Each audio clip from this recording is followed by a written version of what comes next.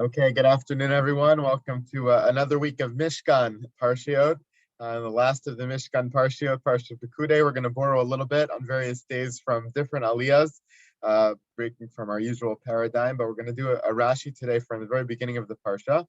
The opening of the Parsha talks about the Pekudei HaMishkan, the accounting of all of the goods given for the Melechas HaMishkan. If you remember back in Parshas Truma, we were given the command to build the Mishkan, various kinds of materials. In Parshas Vayakel, a lot of the details are revealed about how that would work.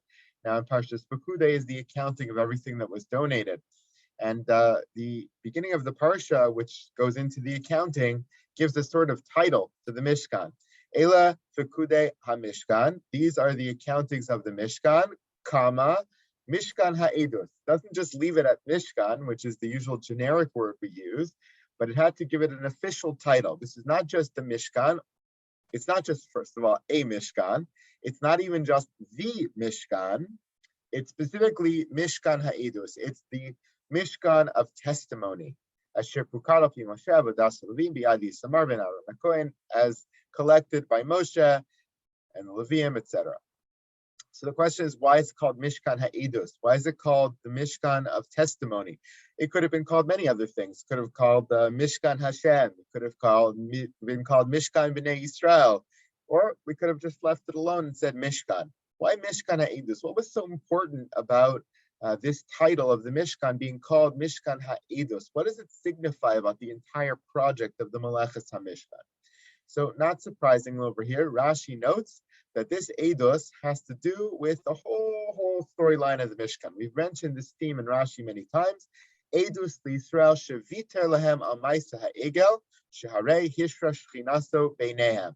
The particular testimony that was being given by the very existence of the Mishkan was the testimony to the fact that Jewish people had been forgiven for the Chet HaEgel, for the sin of the golden calf. How is the Mishkan testimony to the fact that the Jewish people were forgiven? Well, the fact that the Mishkan was built and that God's Shekhinah, his presence, dwelt in the Mishkan in various almost palpable ways, was evidence that he had restored his relationship with the Jewish people. He had restored his relationship with the Jewish people. It must have been that the divide between them, the gap between them, because of the Chet HaEgel, had now been repaired. Now that they had come back together, God's presence was able to dwell amongst the people again, as it once had beforehand during the initial experience of Matan Torah. So the fact that the Mishkan exists gives eidos, gives testimony to this. Now, we didn't have to say this like Rashi. Even if you say that Mishkan needed a title and the title Eidos was the appropriate one, the Eidos that this pasuk is speaking about could have been a more generic Eidos. It could have been just an Eidos, the fact that God and the Jewish people have a relationship and the Shekhinah dwells amongst them. Or it's Eidos that there is a God in the world, or that there is a relationship between the Jewish people and God, or Eidos that the fact that the Jewish people are the chosen people. It could have been testimony to many things. Okay, just like we learned, the Gemara tells us that the menorah, the fact that the menorah was lit and Ner Maravi was lit on the menorah was Eidos Shashchina Shorei Beineim.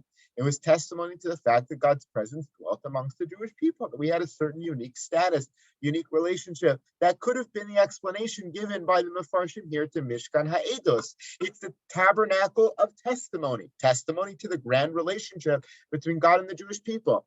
The fact that Rashi sort of, I won't say distorts it, but channels it or pushes it or shapes it to being specifically testimony about their relationship vis-a-vis the aftermath of the Chet HaEgel is a very Rashi thing to do.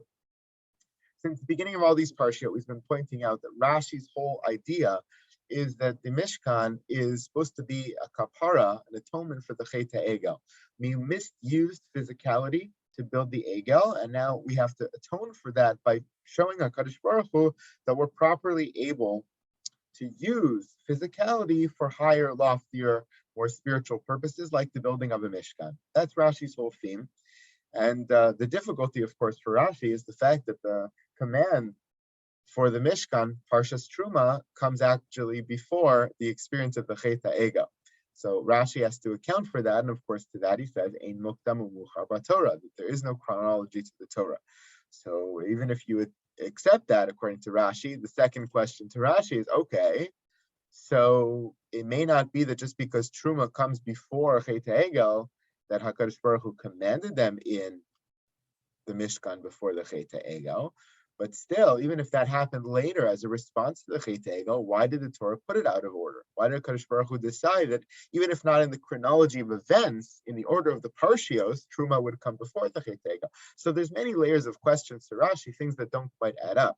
As we mentioned, the counterpoint to Rashi is the Ramban.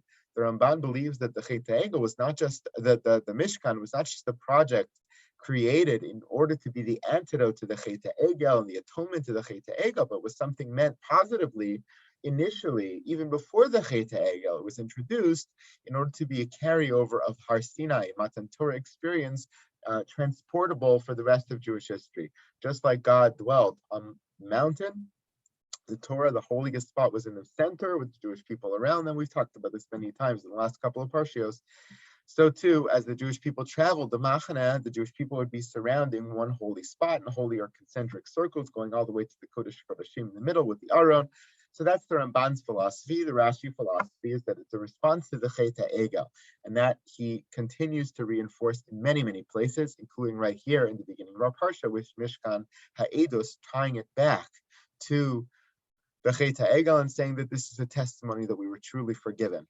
Many other Rashis like this. We saw this one in Parshas Kisisa. If you remember, Reiten Moshe Chalosol Deberei Torah Sinai Shnei Luchos Ha'edos Luchos Evik Suvim Mes Elokim, talking about the end of the process of Matan Torah, the Luchos, which were given to Moshe, the second set of Luchos after they were forgiven for the Chet HaEgel taking down on Yom Kippur. Rashi notes over here, Ein Muktam Luchar BaTorah, Ma'aseh HaEgel Kadam Letzivim Melechas HaMishkan Yamim Rabim, Sharei B'Shivas Sabatam, as it goes through the whole order.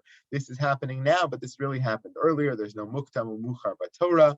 The Ma'aseh HaEgel actually came before the Tzivoy of the Melechas HaMishkan. He says it over here. I don't know if we actually saw this Rashi in Tetzaveh, but maybe, no, actually we did not see this Rashi in Tetzaveh, but in Tetzaveh, and the Torah speaks about the inauguration of the Kohanim into service and the various things that Aaron HaKohen would have to bring. One of them is he has to bring Par Echad, one bull. And Rashi says, why one bull, one cow, one calf? L'chaper al ma'aseh ha'egel shehu par. Because Aaron, in the very inauguration of the Mishkan, would have to atone for his participation and the nation's participation in the Chet HaEgel. So Midah Keneged Midah, he brings a par. These Rashis are scattered throughout all of these Parshios. It's the overriding theme, and I wanted to tie it together with that Rashi in our Parsha today. Thank you so much. Have a great day, everybody. Thank you. Thank you. Thank you. Thank you, Rabbi. Thank you, Rabbi. You're very welcome. Have a great day. Thank you, Rabbi.